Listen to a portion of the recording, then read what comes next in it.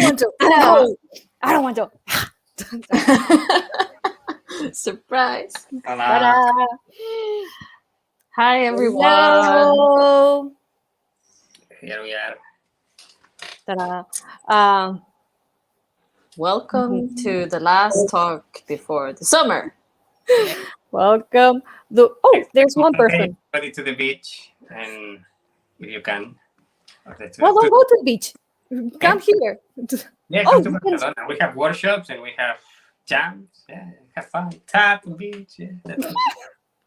Okay, you can go to the beach and watch the talk from the beach. That's a good idea. Ta-da. Yes. So should we wait a couple of seconds and see if people find the link? Yes. If you are there listening, tell us where you are in the world and say hi. Where you are.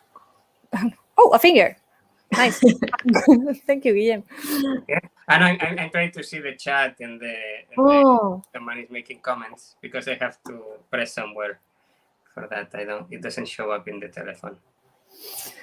El teléfono. El teléfono. The telephone.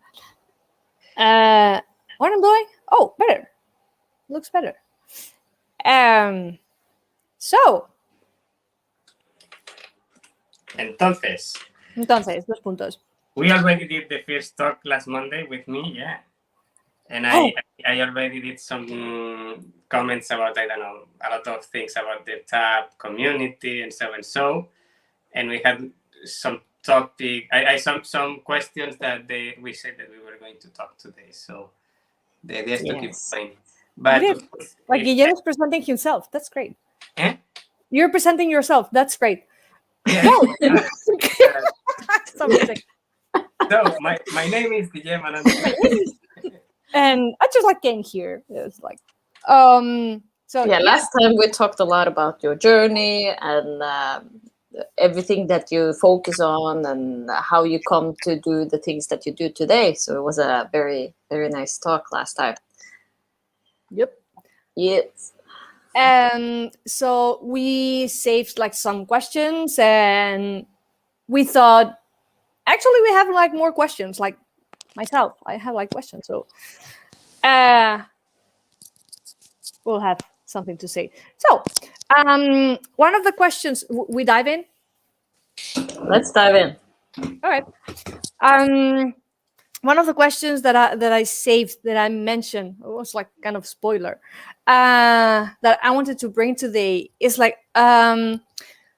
you said you traveled to the States, and after that you came with information to share and to build a community. And I was curious, what exactly you found there emotionally, or talking about the community, or I don't know, ideas.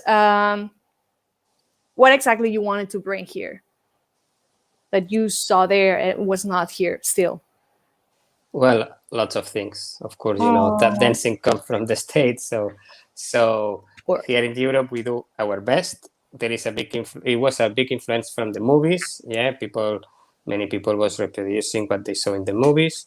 And of course, that was a great trip for tap dancers to go to the States to get information. Many Europeans in the 90s, when I was there, they were, and also people from Japan and Brazil, other places, but they went to New York. That is where I was, maybe in other places in the States, but in New York, to take classes with so many teachers, to meet the great masters, to go see shows, and then everybody that was meeting in the States, then later they went back into their countries and they did the same as I did, all these things that you learn, you try to bring to your community. And well, in my case, of course, I could learn a better or more sophisticated technique. Okay, so that's one of the things that you try to help your community to increase the technique level. Also, of course, when you are in a place like New York, there is a big community, and here in Europe, you have like 4 or 5 friends. That's your community. Your tap community is your friends from class and 2 or 3 tap dancers. I want to know how was the community in the 90s in New York, specifically. In New York? Yeah. Well, it was very nice. I think it was very creative. And it was kind of this renaissance. Yeah, people talk about this renaissance.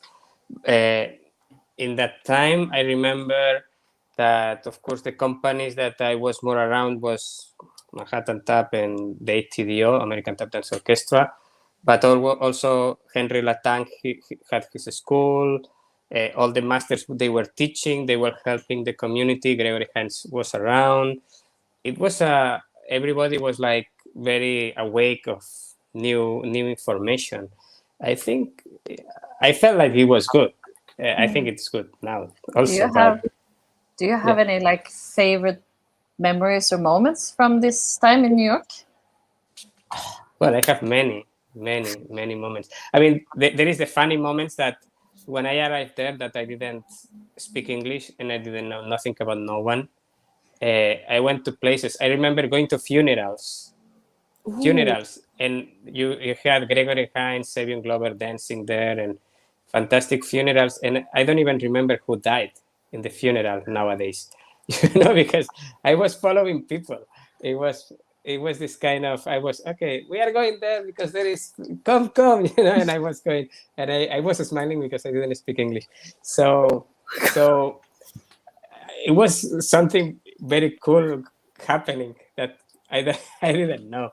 So later with time, I started knowing more, and I was, of course, I met all the masters, and I'm sure maybe I think that I have never met, I don't know, Sandman Simpson. Maybe I did when at the beginning, Wow. But great memories. I don't know, everything was great. Like you went to a jam and you saw the people dancing so well. You went to see these great shows. The Tap Extravaganza, there is this show that they do for National Tap Dance Day that they always invite great tap dancers, and it was fantastic. All the tap classes that I was taking with the teachers, everything was amazing because I was coming from Barcelona, and for me, tap was something magical. It's something that you had to discover. It was like a hidden kind of art form that nobody knew, and everybody was like, tap dancing, what's that? Or, oh yeah, the movies, but does this exist? Can you tap nowadays? And suddenly you went in a city and you can walk in the street and suddenly you find a tap shoe on the floor that fell from somewhere, and it's like, what's a tap shoe doing in the middle of the street? Like in Barcelona was impossible to find that in that time. So everything was magical. Of course, I was around. In what we are talking about communities, every community, when it's big, like in New York, there is different parts in the community, and of course I was a lot at Porqueras. That was a fantastic studio from the American Tap Dance Orchestra, Brenda Bufalino, and there they were doing workshops for Christmas, Easter, I think. Well, they were doing like winter, summer festivals. It wasn't like the festivals nowadays, but it was workshops, and you could take classes with all the masters like Jimmy Sly, Gregory Hines, and so Diane Walker, and all those things were great. And of course you discover by watching the tap jams how people, the skills of people, they could improve. I could see dancers that their level was okay. You think, well, okay. And then after 1 year, they were like up here, like rehearsing many hours a day and getting to, that was very typical. And that's something very, very important to say for tap dancers. Many tap dancers, they didn't go to tap jams only. They went to jam sessions of musicians. So they tried to learn rhythms and ideas from the music, and I could see a big evolution in the tap dance. I also did that. There was a jazz club called Smalls that they had jams until 6 o'clock in the morning, and I used to go there, and yes, that, I mean, New York in that time was fantastic. I think it's so much going on. And then, of course, Max Pollack, he had his own thing with the Cuban people already. He was already doing a lot of Latin things. And then you had there was so many companies that nowadays maybe we don't know, but Peggy Spina company. I went to see so many shows. Anita Feldman. There was so many people. Jane Goldberg was doing her things also, and a lot of small productions, not big. Yeah, later we had Bringing the Funk and Jelly Last Jam and other shows like more on Broadway, but a lot of small companies. Like what we have now in Barcelona, that we have small companies, people that they meet and they present shows, and we also create this company, the Tap Collective, with Susan Hibak, and that we also presented in New York. And so it was a lot of artist people wanted to do things and always doing things with musicians, with other tap dancers. And we had around always Buster Brown. He was coming every show, every dinner. Buster Brown was always around with jokes and talking, and he always got free tap shoes. But he didn't put the tabs. He used them to go to the street and walk around. So that was his street shoes. Like you could see him with his Dansky shoes going to the street and using them for walking in the street, not for tap. And actually, Luis Mendez is doing this too. Yes, here we have a Luis Mendez. One of the Spanish all tap dancers is also doing this. So. Well, if you get to tap shoes for free, then you can use them for whatever you want.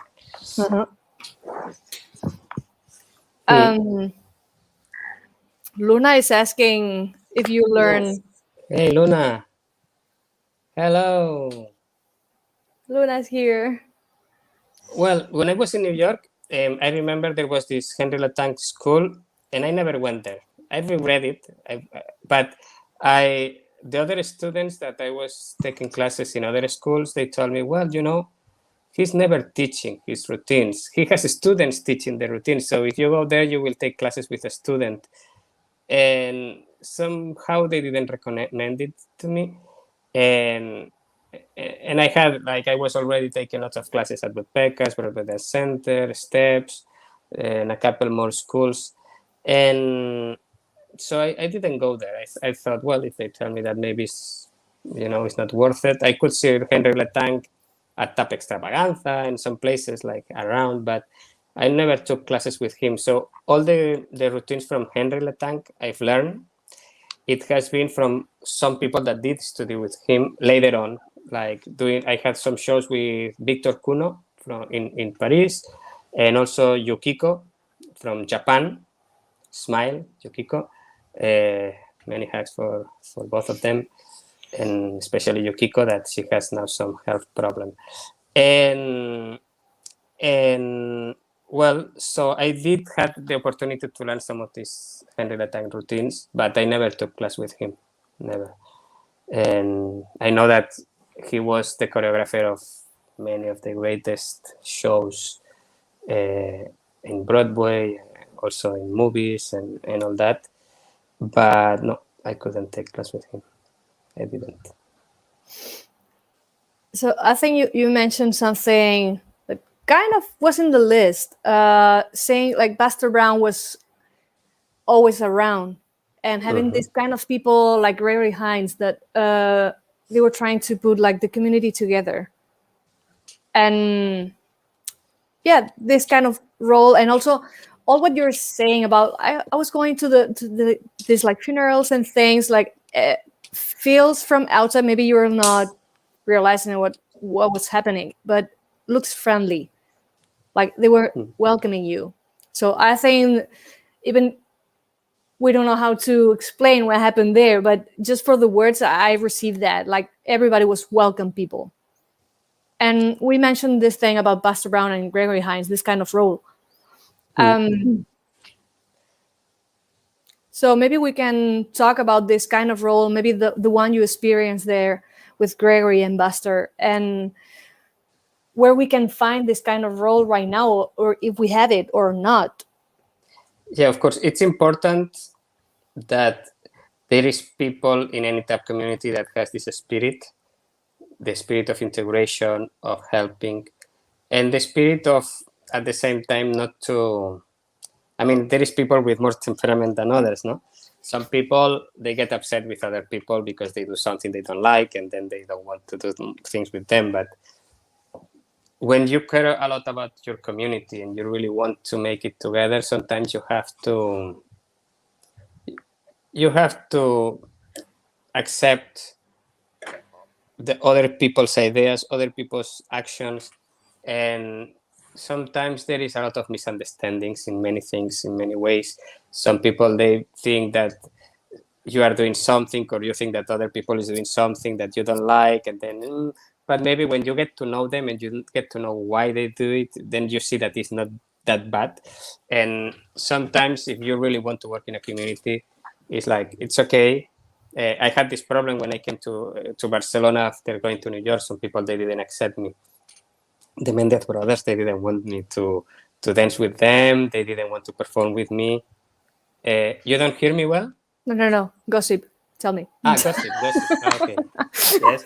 I mean, I came, when I came from New York, I remember I wanted to organize many things. Yeah. And these things that from the tap community that we were talking, that I saw so many tap jams in New York that people was improving so much that in Barcelona we didn't have. So I created the tap jams, as well as the technique and all this, no? But also, of course, everybody, oh, Guillem has been many years in New York, and the students and the people, oh, Guillem is so good, he's coming from New York, yeah? And suddenly, of course, the masters of tap in Barcelona that were Mendez brothers, yeah, they were like, who's this guy, who he thinks he is, yeah? So at the beginning, he didn't accept me. I organized some tap show that I wanted to integrate everybody, like what they do in this tap festival, that you have all kind of people performing together, and they didn't want to perform with me. And so these things happen at the beginning. People might be afraid of someone new coming. But after a while, I mean, I could have also got this we could have been like enemies somehow. But after a while, like once we really get to know, and they are very, very, very incredible, nice people, fantastic people, that suddenly they call me, we need a tap dancer. Why don't you come and do something with us? So if you don't act like aggressive with people and you are cool, then everybody understands each other well. And now we are family, we are like family. We perform. Like Luis Mendez was calling me yesterday night, no, 2 days before at 2:00 in the morning. He always call me at these times, and hey, are you awake? Yeah, of course. And then we talk for 1 hour.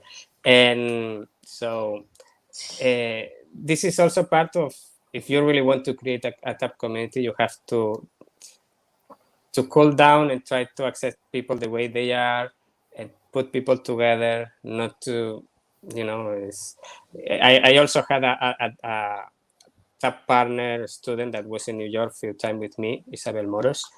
And when I came back from New York, like some people, they didn't want to talk to dance with her, like Mireia Font, that was my teacher. I mean, there was also here a little bit of because they wanted to dance with me, but not with her because she was like a student, it's not, they didn't put her in the same level. So many people, so there is a lot of situations that you have to start working together, and it's fine. But if your first reaction is acting like, like fighting or going against, and that I see many tap communities, that people don't talk with each other and things like that, because maybe you can know both people and you think, well, both are fine, it's nice people, but at the end they don't talk with each other, and that's a shame, And so yeah, people like Buster Brown or Gregory Hines, they were great for the tap community. Of course, many other people also. Some people, and of course not, you don't have to be like that. It's the choice of everyone, and every person it's fine doing what they want to do. Some people is like, well, I want to be a tap dancer. Let me focus in my career and I want to do my things. Or I'm with my friends and I'm happy with these people because they feel tap the way I feel. And I don't need to be with everybody, you know. And it's fine. And in a tap community that is so big like New York, it's fine. You have all these kind of people, but it's, of course, it's always nice. And Gregory Hines was always very integrated, and always that he did, like he had his TV shows, he had his shows. He tried to integrate people from all ages, all race. You know, like everything was mixed in a way that tried to put everybody together, not to. Exactly how did they kind of like? Can you mention something concrete of how these people managed to bring these people together? Well, the first thing was like being around with people. Like I could see Gregory Hines was around with woodpeckers or with. I mean, there was lots of communities, and he was working a lot in Los Angeles, but he was living also in New York because his house was in New York, and you would see him in talks, in meetings, in workshops. So he accepted to work also and to be around other people that was different than him, other levels, students, or if it didn't matter if you were white or black, you know. And Buster Brown was the same. You could see him every show. He was there in the audience, and after show also. And they were like friends around, and they would talk with you, and they would give you advices, and so you could see that they were very integrated. And it's not that they did it in, maybe some things they were in purpose, but you could see that it was very natural at the same time. And of course, I guess Gregory Hines, especially when he had to organize like dancing for the president, things like that, he had to think well how to do it. But if you look the cast, how he did it, you see that he was like, it's not only white people, not only black people, you know, like put a mix of everybody, so to make a representation of all the community. And yes, and you could see like many of the tap masters, like Jimmy's like in his tap jams also, like he would welcome everybody on stage. Didn't matter how you were. If you were a good tap dancer, you were welcome to dance, you know. And some people, they were around him, and all kind of different people, you know, that and that was very nice. I mean, I don't know, now we are getting a little bit into this thing. Maybe in the community always there is this racist part that you see, that people can welcome more black people or white people, you know, and that's in the society.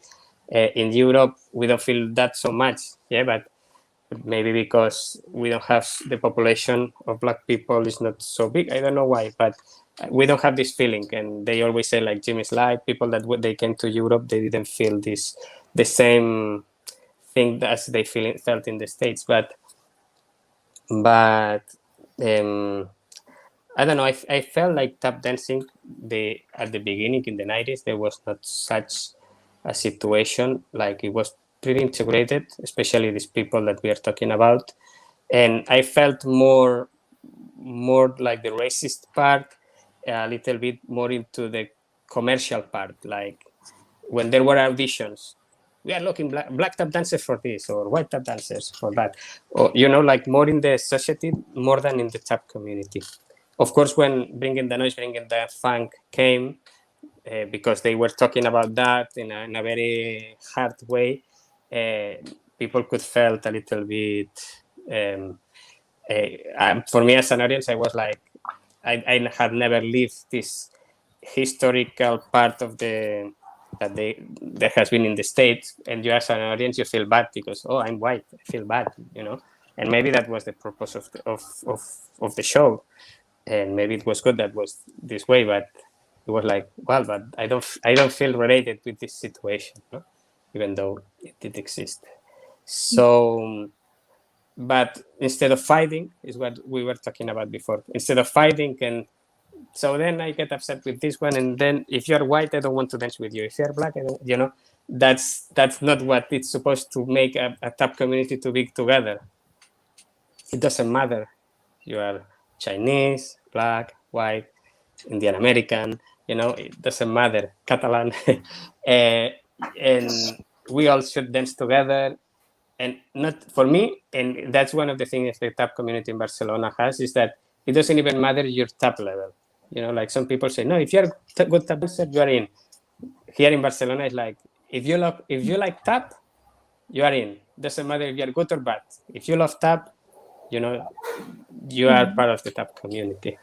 And so talking about roles, I'm getting a little bit, but talking about roles like Gregory Hines, Buster Brown, or Jimmy Slide, I mean, many, like I could name many more, but maybe it was the people I was more around. And Diane Walker, of course. So these kind of people, they put the community together. Yeah, I see a cat over there. Ah, no, it's a dog. No, it's my dog. It's a dog. So they put the tap community together, and it helps people to have a good harmony. And of course, tap jams are good because it's a meeting point of people.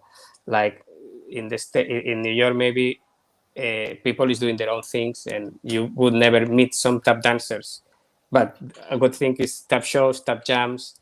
It's a place that suddenly you see, oh wow, I didn't know this tap dancer, and it's great. And so tap jams also help the tap community. So yeah, that's another advice. If you want to create a good tap community, you have to be a little bit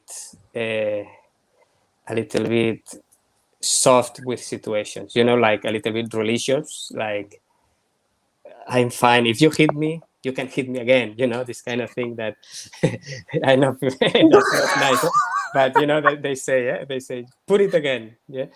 So pon la otra mejilla. I know in Spanish how is poner la otra mejilla, no? Like put the other. The cheek, yeah. You put your cheek and put it again. That's, But well, anyway, I'm joking. So yeah, and always it's important. Good tap communities, they have people that they have put their egos a little bit apart and work for everybody else. Actually, the two jams that are happening here, I think it's still like all you mentioned about everybody's welcome. I feel it still in Barcelona, and I think in the park, the one that Ludo built how many years ago? 20? No, not so much. Didn't it have 10 years anniversary like 2 or 3 years ago? Okay, so it's like on 13 or 14. Okay, I'm so confused. Oh, 20 is the Barcelona is the other one. 20 is the other one. So students from any level, they're joining the park sessions. But it's amazing, and everybody's welcoming people. And also it is happening in the official jam with live music that we have in Almeria right now. You can see everybody, and then they're dancing together.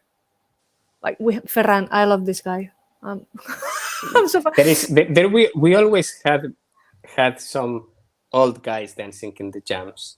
Also, many years ago, there always has been like some 80-year-old person dancing in the jams, which they love tap and they want to dance, and that's very nice.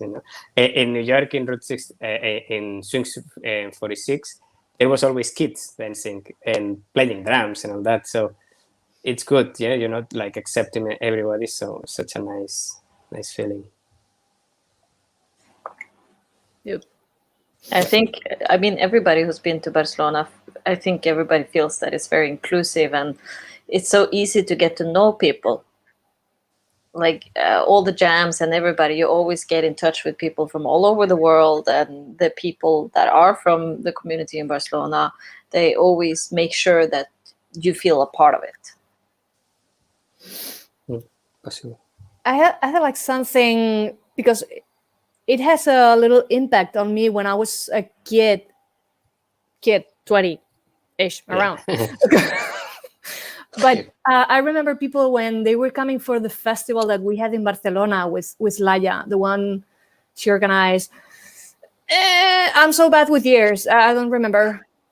But we had like Max and Michelle Lorenz and Misha and Josh, like a bunch of people. And I have like the memory. Derek also, Derek. Yes. I had the memory, people saying like, that's unique. Like, they felt once they were coming to Barcelona, the vibe and the community here was like really different from every corner of the world. Like, so I was they like, had fun. They had fun. They were enjoying. I have never been in Brazil. Some people, they tell me something similar about Brazil. I want to go there someday. You know, like you go to some place and people has the will to have fun, just to enjoy, to be around. So the teachers, they see that the students, they are having fun. Then after, there is not only going to take class and then everybody goes home. So after class, we go and have a drink and or we go to a tap jam, or whatever we organize. So that's also, and some schools that I've taught, they always, some places they feel, no, you cannot meet with the students because the teacher cannot meet. I mean, for kids, it's okay. But in some schools, like El Timbal, a very important school in Barcelona that we had, and we talk about El Timbal in the other talk, they say it's always good if you can have, like, after class or meet with the students at the end of the season, have dinner with them, and, you know, like to create also a group, you know, make a group from the students and the teachers, put them together, something that make people be friends, not only students that they come to learn and they go, they are friends, and that's important also. But all of these things that we're mentioning, maybe it also has to do with the fact that we said the last time that it's a more adult student base than maybe a lot of places in the States. Because I remember when I went to Los Angeles Tap Festival for the first time, there was 85% kids maybe. So there was no hang after the classes like I was used to in Barcelona or in Stockholm. It was so different. So it became this more elite group that went to hang. And if you didn't then know one of those people, you didn't know that there was a hang. Well, that's right. And that's something that we wanted to talk, I think, today, you know, about this different situation. There are these festivals or communities that are more based in kids. They have more kids as students, and some other places more adults. And that's why I know in some meetings that you had with Daniel Borak and other people, like you talk also about the tap competitions. Like here in Barcelona, we have no taps competitions. People we have, if someone, very few people, they would go to do a tap competition. But so it's not based on that. And it's because we don't have kids. But in some situations that the kids maybe go to festival, they don't hang together, they go with their parents. Maybe tap competitions is a place also where kids can get together and get to know each other. Maybe, I don't know, that's why different countries, they have different communities based in different things. And maybe for us, the tap jams work well, but in a tap community that there is full of kids, maybe it's not so easy to make them come to the jam, maybe more for the competitions. Of course, then you have to see what's in your community and how to adapt to that. Yeah, we arrived to this reflection the other day, thinking, how we say that? Is tap competition is good for tap or bad for tap? No. You know, like, how we arrive, like there's no answer for this thing, but we arrive to, that's interesting. That actually is interesting. We're talking about the exams and the competitions and how do we? It was after it's what we say. Like in adults, competition or exams doesn't make much sense because they tap because they want to. They don't need any extra motivation. The motivation is that they want to tap, or maybe to perform, or, you know, and they know better what they want. Maybe they are many people that is adult and they take tap classes, they are actors or they are already performers. So they don't need this extra motivation. When you have kids, then some kids, I was 8 when I started TAP, and I didn't have exams or competitions, and I was going to class and I was enjoying. I didn't need it, but it's true that in some situations, I know that the schools that they have more competitions or more exams, it holds more the kids into the classes. Can be for the kids or can be for the parents. Yeah, that can be the thing. The parents, they like, oh, my kid has took he has the medal or the cup of the whatever. Yeah, and that's fantastic. So if they felt good with that and the kids feel good with this and that helps them to keep going, then well, welcome. I think it's good. Of course, I don't feel like this is nothing has to do with the professional world. Yeah, it's part of the process of learning, and if the teachers are able not to focus only in competition and also work in a lot of other aspects, like not to put everything in 2 minutes, like how to develop a piece, how to work with musicians, because in competitions we never work with musicians. You can work in improvisation also. I mean, there are many other aspects as a professional that are it's bigger than only do a 2 minutes piece. Yeah, and polyrhythms, many things, or working in different with musical, like you can dance with Latin, you can dance with funk, swing, different time signatures, and sometimes when you are in a community that is full of kids, it's harder to find that, which is normal, because I feel like when kids, they want to do pullbacks and wings, it's normal because they want to flash, they want to do like big things and all that. And they would do that not if they play soccer or if they do any other activity, because they want to show up what they do. And it's okay if you tell them, no, don't hit too hard the floor, be soft and quiet and feel the speed. And maybe the kid will say, that's too boring, and of course you have to try to teach them that, but I think it brings a different vibe in the TAP community if you have kids or if you have adults, because they don't look exactly for the same thing, and the kids also depends on the parents.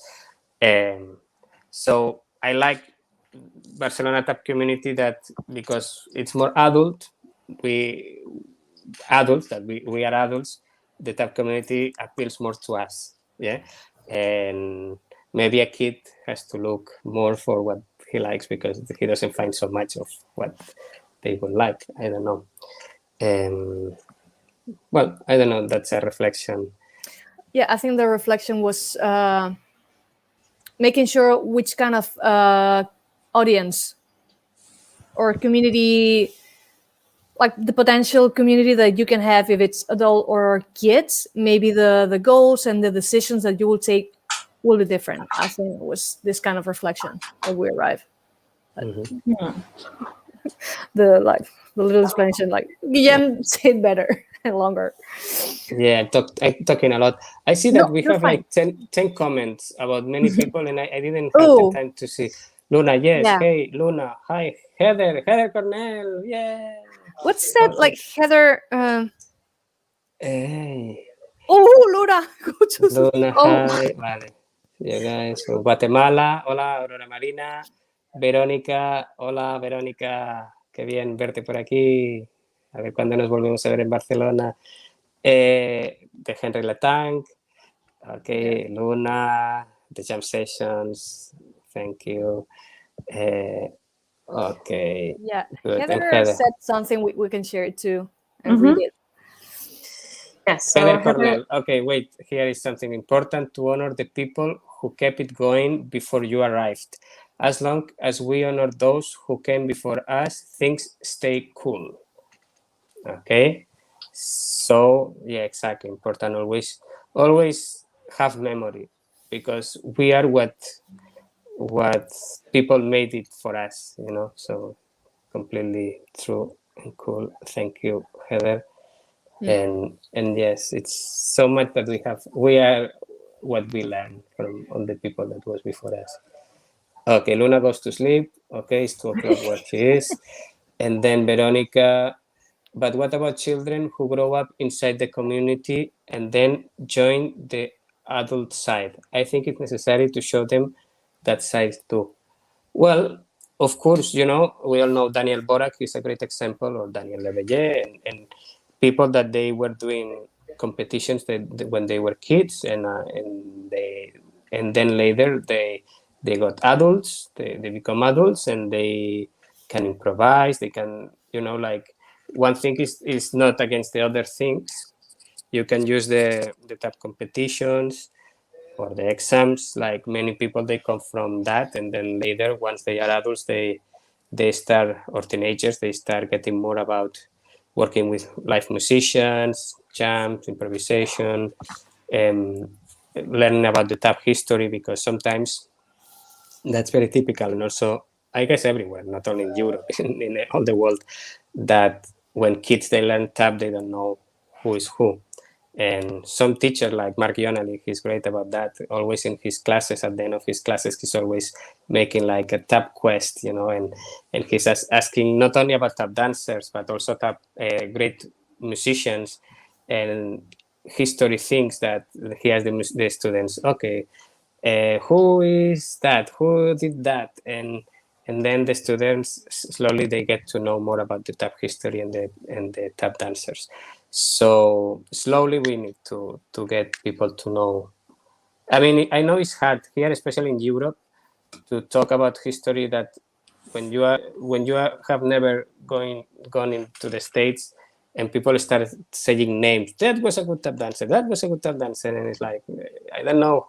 They didn't live that. They were not there, and if you don't put that in a context, it's very complicated for them to really understand it and know it. That's why it's important sometimes to play videos, put movies, that they start becoming more familiar with these people. And that's the reason we did that. Yeah. Actually, like the Tap Talks started because in the lockdown, we couldn't dance. So we take the time to teach a little bit about history, like the main my vocabulary like really gone today. Well, yeah, we like wanted main to facts. show people the things that we were talking about in class, so they actually got some visual image on it. Yeah. So we went through like the people who are most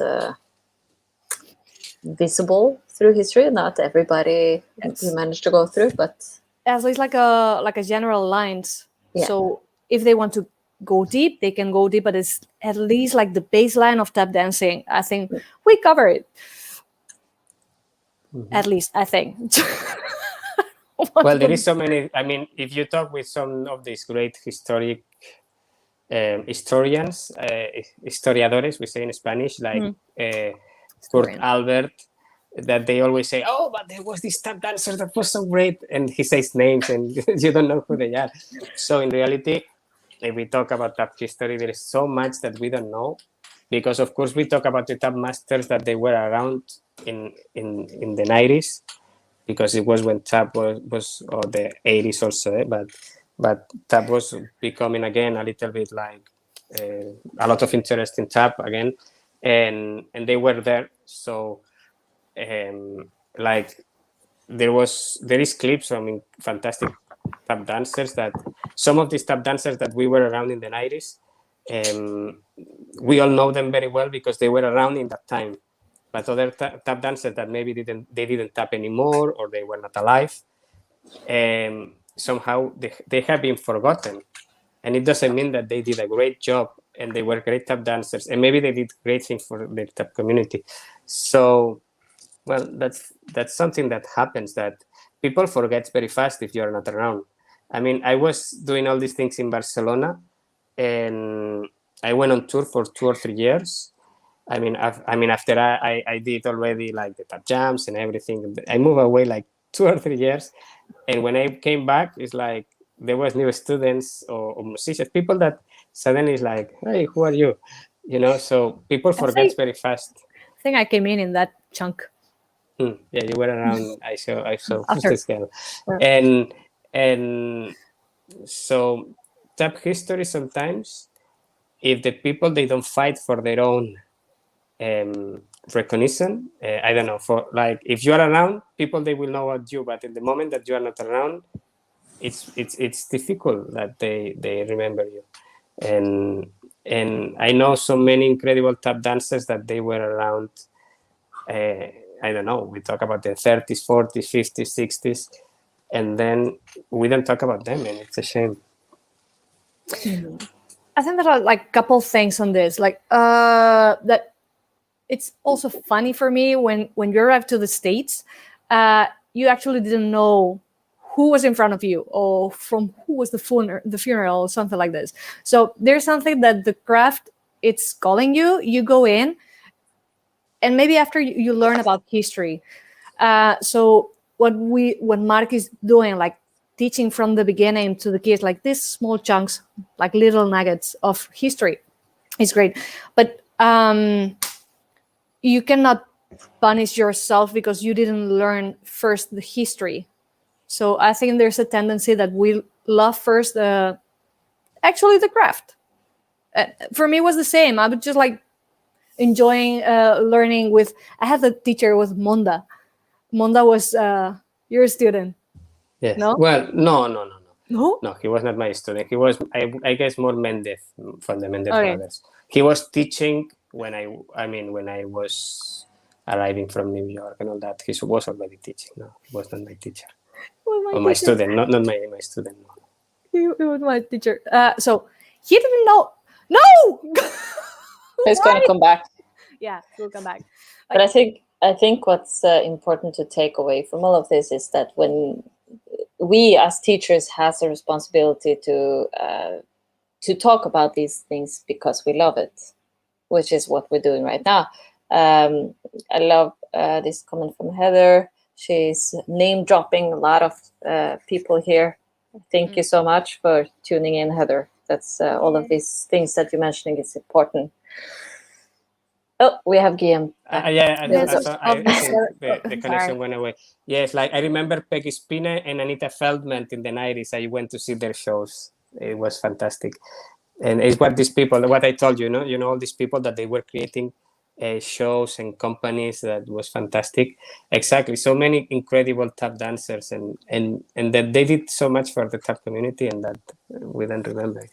We actually can connect this to Uwe that came in the last talk, that he's putting together like a bunch of like information around all this thing. He mentioned he did like a 450 PDF with different biographies of dancers that quite not known. So actually, yes, we need to talk, and maybe nobody knows about Monda, but he was my teacher. So I think it's important. If I didn't have Monda, maybe I will not be here. So make sure you share at least your path. A tap community is not the names of the people that are up there. It's everybody. Everybody is a tap community, and that everybody is important. And even we talked about this last week, that even if the tap level was not high in a small city or any place, that anyone that is teaching, even if it doesn't have a great level, is starting something, and from there can come, like maybe when I was a kid, I started with a tap teacher that now she's not even tapping because she said, well, she said, no, I was not good, but thanks to her I'm dancing, and everybody's important, everybody. And of course we talk about the masters, we talk about the people that put the community together, but every single tap dancer and every single student is important, because sometimes if you think this way, like you have a great tap dancer, okay, and this person could take class because there was in his class 10 other people taking class with him, right? They have never become a tap dancer. But if these 10 people would have not been there, this class would have not happened, and this tap dancer maybe would have not been a professional tap dancer. So even a single student is important to make things work and the tap community grow. And any teacher is important. I So yeah, connecting with this, like Veronica, I think we cover, but we're like zoo, like something like this. Once you're building, yeah, you're trying to grow the community. Maybe if you're starting with kids and then moving to adult, I think you will see in the point that it's worthy to start the adult side of the community. Yeah. So. Well, yeah, I know some countries, like they told me in Israel, like there is lots of kids, and then they have to go to the military service or they go to the university, and that happened. I remember in places that you see so talented, incredible tap dancers that they are 16, 17, and then they stop tap dancing because they have to go to the military service or they go to the university and then they stop. And it's a shame because in all this incredible formation of kids, because when you're a kid, you have all the potential to become a fantastic tap dancer. Many times it's broken for whatever it happens in the world, in the society, or whatever we have, and you have to be a lawyer or you have to go to the military service or whatever you have to do. That many people they just stop tap dancing. Perdón, interrumpido. No, why? I don't know. You were talking. No, I think it's connect. I forgot. Yeah, you see what I tell you. That's why I sorry. I think maybe that's the connection to. Also, we wanted to talk about the generations. Exactly. I was just going to say that. Yeah. Perfect slide over. Well, yeah. Because we're already, even though we didn't mention it, we already have been talking a lot about the difference between the generations and how the older generation has a responsibility to actually, influence the new one. And if the older generations don't speak about these things that we have just mentioned, how can we expect the new generations to know? Right? Yeah. Yes, exactly. And of course, there is things that I tell to my students things that I think I remember how they were told to me, and sometimes they are not exactly the same. So with the time, things they change a little bit. So like this phone game. Exactly. Yeah, exactly. Yes, and I know we all talk about this, and I think it's very important. And that's the difference between being more adult community and a kid community, because in an adult community you can ask more for to know more about the tap history and tap dancers and things, but it's something that you can kind of ask people to know when they are becoming kind of more advanced tap dancers. They have been around longer. Sometimes people get upset because students, they don't know, but sometimes some students, beginners or the kids, when they start, they still don't know if they want to be tap dancer or not. They do tap for fun as much as they would do karate or they would do soccer, and you don't get upset to a kid. You don't know the history of soccer, or you don't know who were the kung fu masters of the 1900 and whatever. So I think there is a moment to say, well, now it's time for you to know about the tap history, about tap dance world. And there is a moment maybe that we don't have to be on top of people saying, no, but you should know this, and why the kids, your teacher didn't show you this, And sometimes teachers, they talk about this in classes, and the students forget because it's not important, it's not relevant for them yet, and accepting that, it's also, I think it's okay. I'm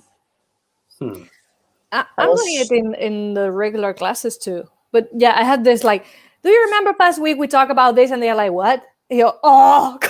They forget.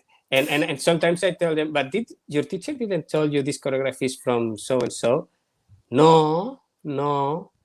And then the teacher says, no, of course I told them. But, it's because they want to learn the choreography, and they are still not ready to. They are not still in this moment to really get information about history and tap dancers. Is something that is a little bit far away from there yet. And that's why we have a community, because you talk to the other teacher and it's like, okay, like it's not our fault.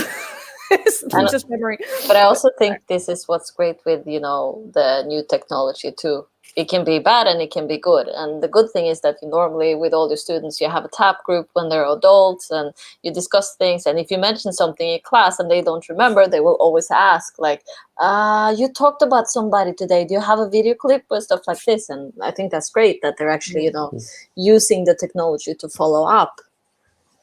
Yeah, sometimes if you talk about a teacher after the class, if you have a group of WhatsApp or email, you can send them the link of the clip. Yeah, this is what we were talking about today. That's also, then they would kind of understand it better, because you saying a name in class is like, for them, it's like nothing. I will share some comments now.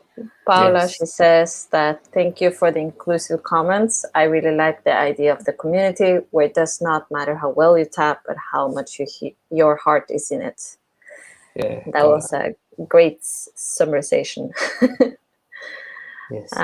Heather is saying that history is fun for everyone. It brings the art form alive and gives context. The students who attend college with knowledge are more committed. The students who didn't know about history feel cheated when they start to learn. Yes. Of course. Yeah. Very good. Everything Heather says is what it's a master, so Heather, of course, she's always great and talking, and we all love to listen to her. She always that comes to Barcelona or anywhere. That's her fantastic video sessions, and if you want to know something about history, she will tell you, and not because she knows about history, it's because she has been there. She's part of the history, and she has met many of the great tap dancers, and live with that. That's the good thing. Yeah, I think history, even we think they're not remembering or something, that's not put you on the place that, because you think at home, like, they will not care or they will not remember or something like this. Just try. Just give it. Yeah, you always have to say it. But what I say is that you have to tell about things where they come from and the history. But you have to accept that maybe the students didn't remember. Yeah, that's the thing. You repeat again. You have to repeat, or someday if you put them videos, they meet people that they have been there, they see, they need something more to really get this a little bit more natural in them. It's something that it's hard for them to remember names if they don't see faces or if they don't see them dancing. Like, because if a student they go on YouTube and find a video clip of someone that is going, I discovered this fantastic tap dancer, then they would remember. I remember I watched some clip of Little Back. Whoa, I love Little Back, it's great. Then I always remember his name and I know who he was, kind of, not a historian exactly his life, but then it's like you start having your favorite dancers and the people you really like. And so, context is always important. That's how the human brain works. So just name dropping, it's going to be hard. Yes. Yes. Yeah, we were talking about generations, but I think we like take another path to come back in, maybe. Because I think it's one of the topics. Also, I think for me it's interesting, Guillem is talking about generations, because right now I think maybe Barcelona, because it's one of the oldest community, not oldest, but from this revival, has like different layers right now. And I think it's really interesting. And maybe if you're in a little town, maybe you're first generation of tap dancers or second. But right now here, there's a bunch. We're a lot. So I don't know if Guillem wants to mention something around this. Well, I don't know. I don't want to repeat myself more in what we were talking. But I don't know. I see a new comment, but it's like it's a link to Facebook. Stephanie Jordan, Arte Evolution, Colorage, videos. What's that? Maybe it's a selection of historical videos. Maybe I don't know. Maybe we have to look at that later. Okay. Yes, I don't know. I know that after last session we had like some things that we wanted to talk about the TAP community. If you want, we can go for. We had some ideas. For me, it was like one of the points was generations and how they interact right now, for example, as we have also the example here. That maybe is not a common thing in depending which community you are in, maybe because you're sort of alone or something like this, but knowing how they interact, and we talk about it, you have like some ideas or how you want to point the community or something like this. So for me, it's really interesting right now because we have Mendez brothers, we have all this generation that I call like Guillem and Sharon and Laia, all this bunch of people that you're around like 40s-ish, no? A little bit more, yeah. A little bit more. 40s. We have like underlined this, like I feel like the next generation, that because we had the economic crisis is kind of like not a lot of people in there, and then we have like a bunch of like young blood of like new students. Yes. So it's interesting how they interact, because I feel like the youngers, they're not connect with the older ones, or like there's like few X's. Well, no, there is a deep connection with the young people and we talk about teachers in this case, generations, but normally it's because the teachers are older, and the students are younger. And I always felt, in general, it happened with not every student, but many of the students, that they become tap dancers and they had their moment of expansion, like they suddenly become professionals. Yeah, I'm a professional, I got a job and this and that. So that at some point, and they are like teenagers with their parents, they kind of want to go away of their situation with the parents. No, I want my independence, And that happens with many students. I see that they kind of move away of the teacher for a while. They need to feel themselves as an artist. And I know as a teacher, and I know other people that happens the same, it kind of hurts a little bit, because you have a student that you have been working and you want them to be good and to become better. And when they get better and good, suddenly they kind of move away from you. They want to do their own thing, and they don't want to be under your supervision, or they don't ask you for advice, whatever it is. And you feel like they kind of go away. And I think maybe it's something natural. It's something natural, but it happens, and it happens with many students, many people. And then it takes maybe 2 or 3 years, or I don't know how long. And then they come back as a friends, and then they respect you, and you are the master, and whatever they would tell you, And I mean, I don't know. I think it's an interesting reflection, because it happened with many situations with many tap dancers. And I know in many places that sometimes students or teachers, that somehow at some point they break their relationship. And sometimes they get together again, sometimes they don't. They are like, no, I don't want to talk with this person anymore. And so as teachers, we have to understand that this is something that sometimes it will happen. And the same that it happens that they need their own thing. Maybe later they will come back, and in a different way, but in a nice way. And also the students, I mean, they should understand that they have to be a little nice, and not too hard with some of the people, like sometimes, like, I feel bad also for some teachers, when you see some situations. And but this is also part of growing the community and making grow the students and the different generations. That when people grow, they go through different process.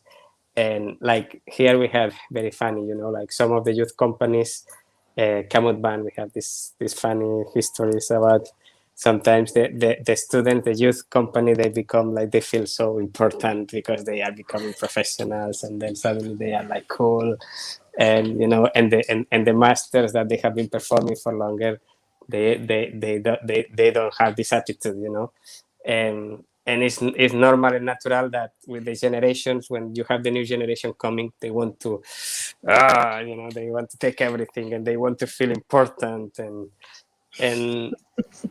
it's this way. It's fine. It's funny at the same time, and it's where it happens. And somehow is what we were talking in tap communities, understanding process of things changing, happening, understanding, and being cool with them, I think. Yeah, I think it's interesting, just like relating and putting in context with like the relationship you have, like parent and kid. I think it's really visual. And also I want to mention, I remember Heather talking about this thing also in the context of a company, that you train your dancers. And she was mentioning it like, I was training my dancers and then they left. Yeah, like, yeah, it's exactly this. You train them, you work for them, you stop training for yourself to give it to other people, and then once they get what they get from you, and they leave, and it's very painful. It's very painful for a, well, in this case, a company director or a teacher. These things happen, and it happens. It's not a situation that is isolated. It's like very common. It's very common. I think that happens in any community. We talk about tap dance or other dance communities too. I think I will explain my isolation case, because I think that's weird. Is that I remember a talk, because my main teacher, I'll say, is Sharon Labi from Israel. So I remember one talk that we had like next to Luthier, that he came to me, is like, actually, you're like, you can fly away from me, like, go your path. We are like same, like you became professional, so let's move together. And I remember this kind of talk. So actually it was like respectful and trying to be under the umbrella, and never left. And suddenly he's like, go. Happened the opposite of what normally happens. He tells you. Yes, that was like really weird. But I also, I don't know, it felt natural for me to it was like not under the wings or under the umbrella. I was doing my things. But actually the teacher saying like, okay, I recognize like you're a professional right now. Like we work together. So I don't know. That's another point. Like if somebody wants to use it. Yeah. I think that, it's important that when these things do happen, that the people who moves on, they move on in a respectful way, because that doesn't always happen. Nope. Like, sometimes you end up that maybe the person who used to train them and used to give everything and sacrifice everything, is not being treated respectfully.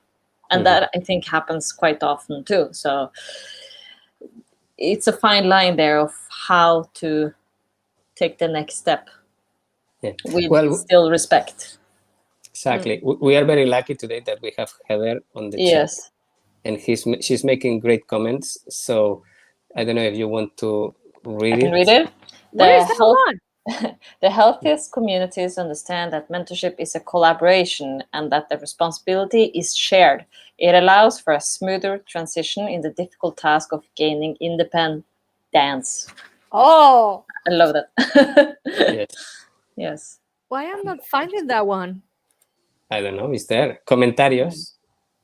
I think my chat is really like, spot on. Healthiest communities understand that membership is a collaboration. Mentorship, yeah. Mentorship. Yep. So yeah. You see, that's it. That's it. Yep. I think the last thing we mentioned also, to talk a little bit about it, as the sentence was like how to not break a community, that I think we escape a little bit. I think we mentioned like all the little stories we mentioned a little bit, but and I think the main thing was Guillem saying like trying to be nice and being aware how people is so you can move inside of it. But yeah, maybe we can just like 2 words around. Yeah. That's as with everything. Building, it's harder than destroying. You know, to build a castle of cards, it might take you hours, but to break it down, just blow. Yeah. So of course, situations can break tap communities, or actions or attitudes, you know. And I think it's important in a tap community that people is aware of how to try to put everybody together, and sometimes be careful with some actions or comments. Like it's very easy to talk bad about some people, or talk bad about this or about that, and I mean, I'm sure everybody in their own tap community, they had some situation, and so yeah, breaking tap communities can happen. If the tap community is strong, then maybe the tap community can go back together, and that's it. But yeah, of course, we also have seen situations of people saying that what they do is the best, that's the only way, and what the other people they do is not the right way. And at the end, you know, we always talk about tap dancing as an individual art form. You have to look for your own path, you have your own style, you have your own way of expression, and in reality, that's what I feel. There is not the right and the wrong, you know, and everybody is right in their own way of thinking art. And so, well, be careful if someone goes there saying what I do is the right and what the other people do is the wrong, because then maybe you have to say, be careful, you know, and that's a little bit destroying the harmony in the tap community. And it's what we were talking. It doesn't matter if you're a good tap dancer or if you're a bad tap dancer. If you're a nice person and you want to be in the community, you are welcome, you know, and we are all important in a tap community. And so, well, I don't know what more to say in that direction, but yeah, so be careful, because some people sometimes they are more egocentric than others, or they think that they have the right to own something.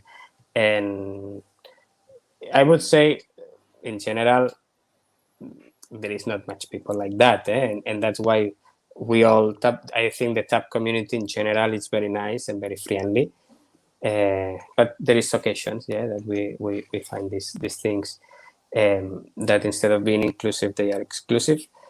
And well, we as a tap community, we have to be careful with this and try to still hold and try to still say, well, okay, let's not also enter into that, because if you react to this situation also in rejection or too aggressive, maybe you are making the gap between the community even bigger.